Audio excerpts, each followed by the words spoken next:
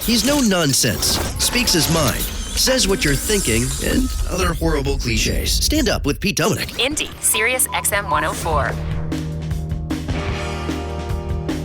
All right.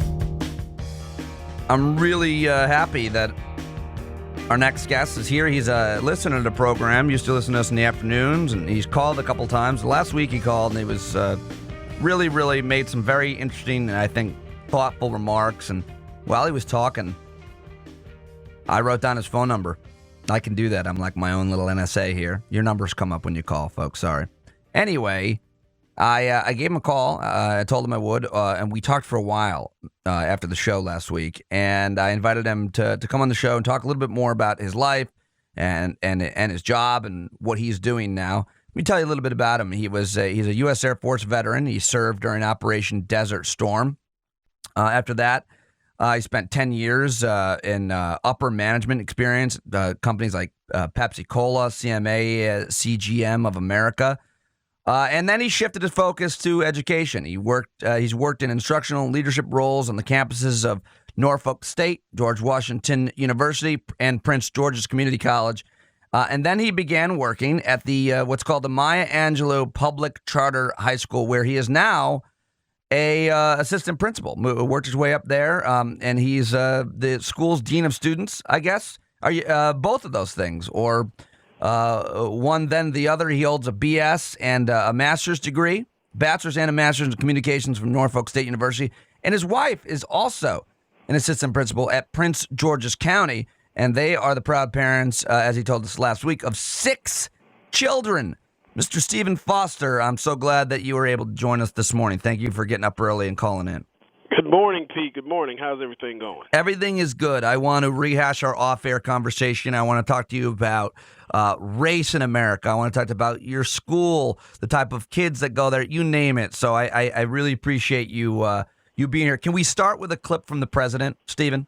Sure. You mind? All right. I want to play a clip that I pulled specifically to start us off on this conversation when President Obama, in his 17 minutes speech, it's now being called, last Friday, he challenged Americans to find ways to provide African-American boys with positive reinforcement, something I think that you're doing every day. So I wanted to play this and get your response. Chris, can we play that clip there, 3 on the CD? Let's go. And this is a long-term project.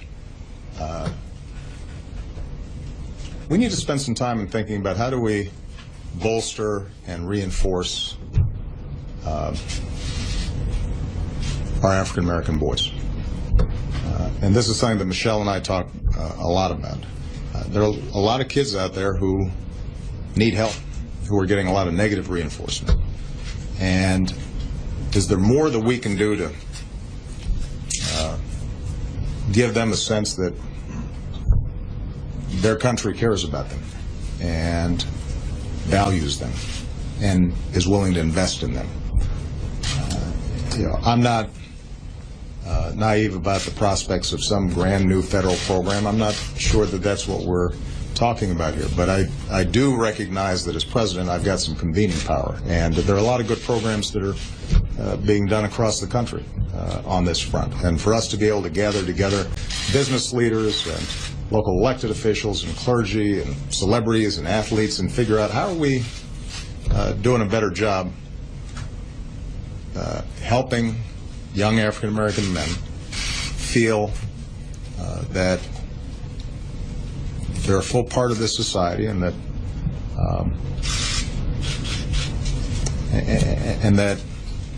they've got pathways and avenues to succeed. I think that would be a pretty good outcome from what was obviously a tragic situation, and we're going to spend some time working on that.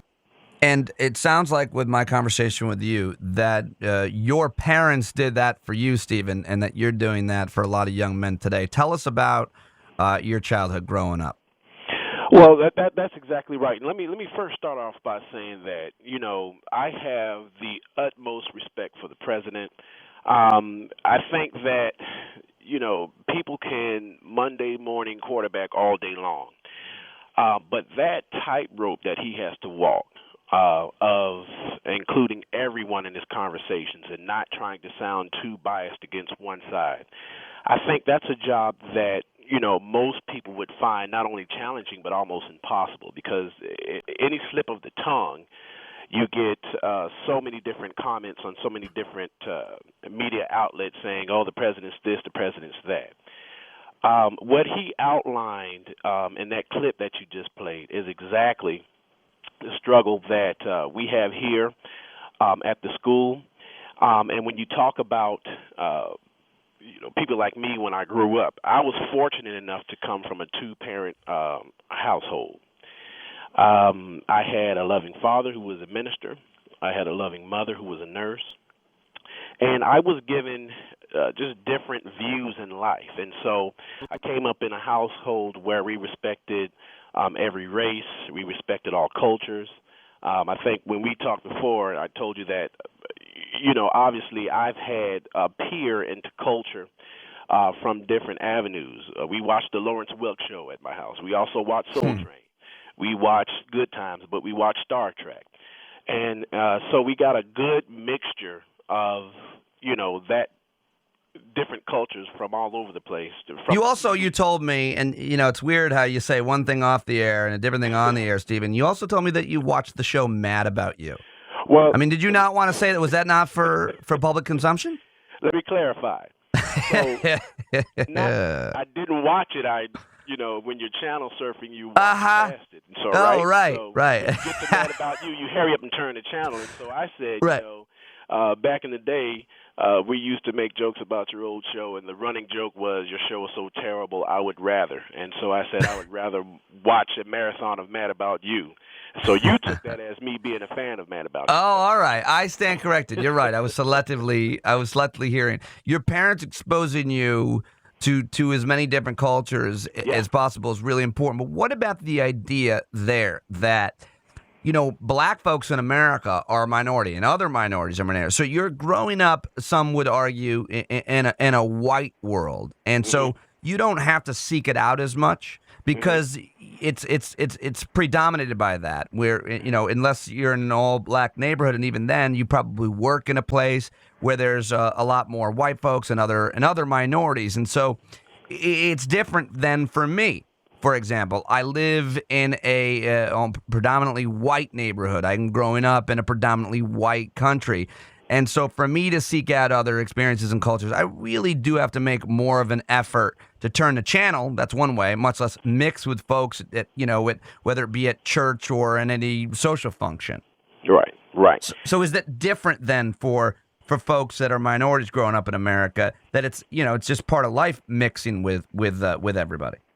It's very different. In the earlier part of my life, I would say from the time I was born until the time I was about 12 years old, we lived in an all-black neighborhood. Then when I turned 12, my father moved, and we moved. We were the first black family on that block. And I can tell you some of the things that I experienced, I didn't even recognize as racism at that tender of an age. I remember opening the door one day and seeing our front door just pelted with eggshells. And I didn't think about it. I didn't even know what had happened. One time, my sister and I were playing out in the front yard, and remember, this was an all-white neighborhood. 3 boys rode up on bicycles, and they beckoned over to us and said, "Hey, come here, come here." They spit in our faces and then biked off.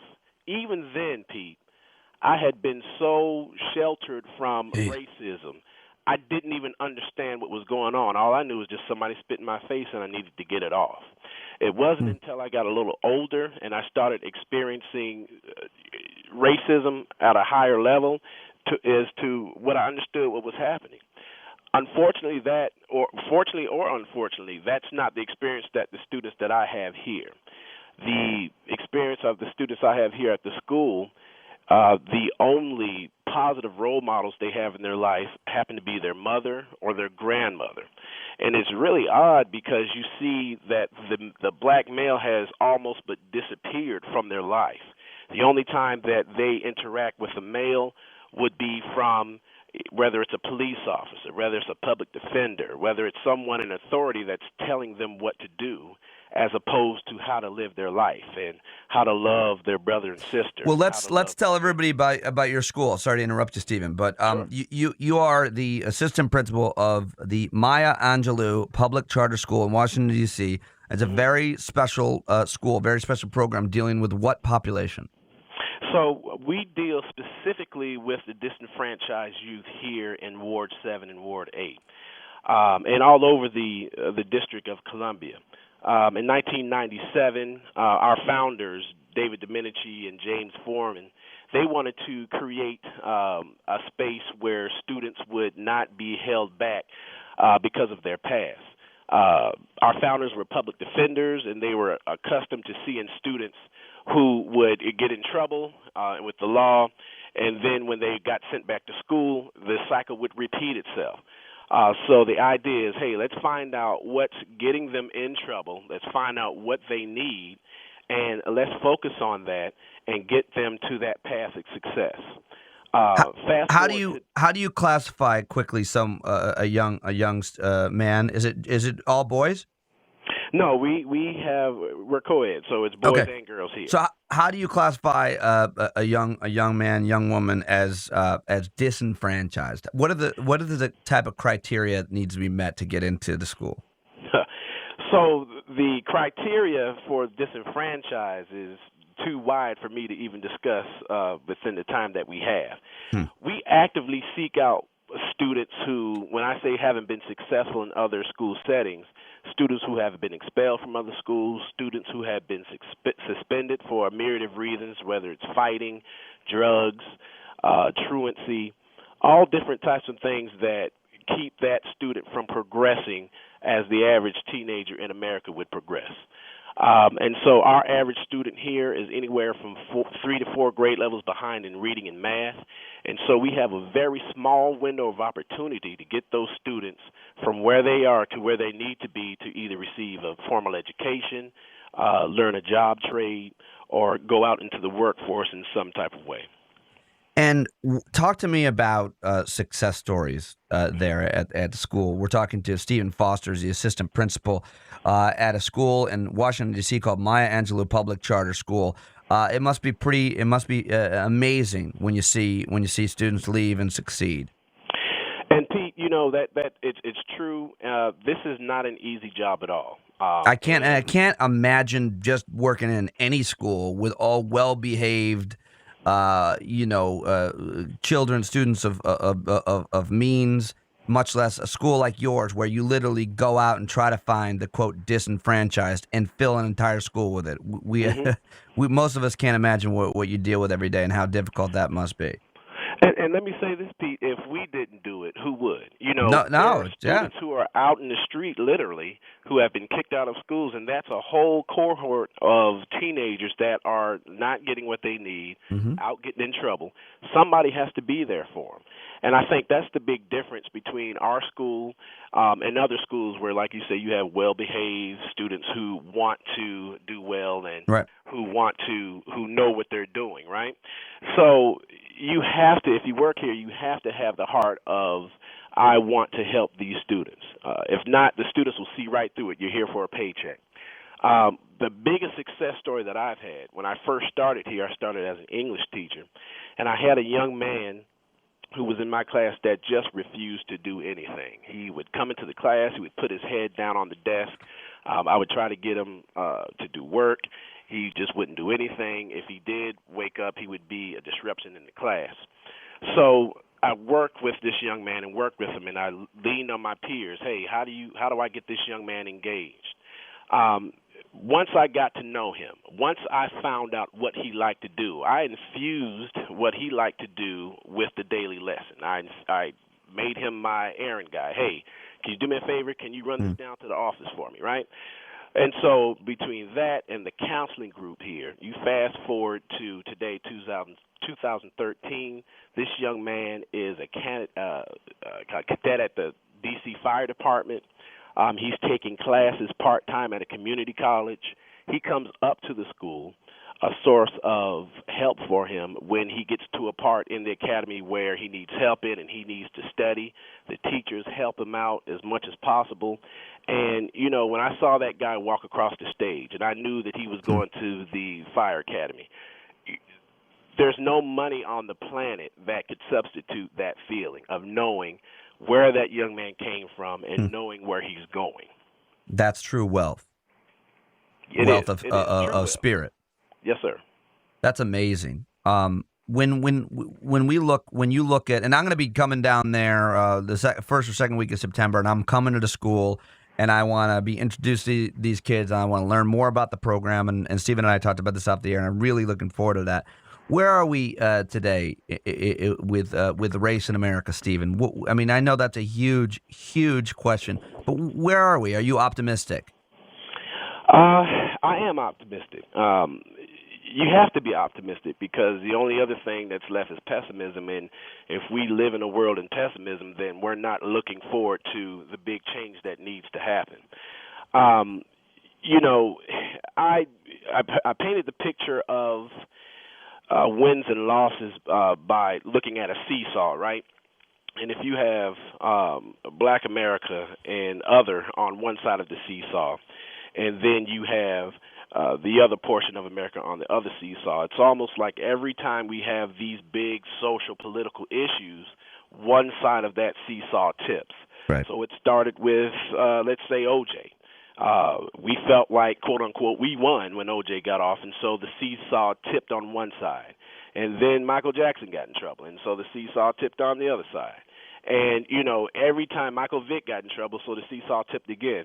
We are waiting for that seesaw to be even so that everybody can Why get did off. Black people feel like they won when O.J. got off, when most people knew that he had killed his wife I and don't her want friend? to speak for every Black person in America, but Right. I think, you know, even though the odds were stacked against him, I think that the disenfranchised and Black folks had just been under the heel of that boot of justice for so long. I felt like it was that they had seen so many guilty white folks throughout years been released, been vindicated. It was like, yeah, that guy's guilty, but you know what? About time a guilty Black guy got away because he had money and he had, you know, I don't know. And I'm not even saying that that's the right mindset to have, but I think that's the mentality or that. Yeah. No, but took place. using it in the seesaw metaphor, I think is really interesting, and we, you know, and that is such an interesting metaphor to be using and exercise that you guys even use when you talk about these issues at your school. And now we're out of time. They're telling me, Stephen, but we got to continue this conversation.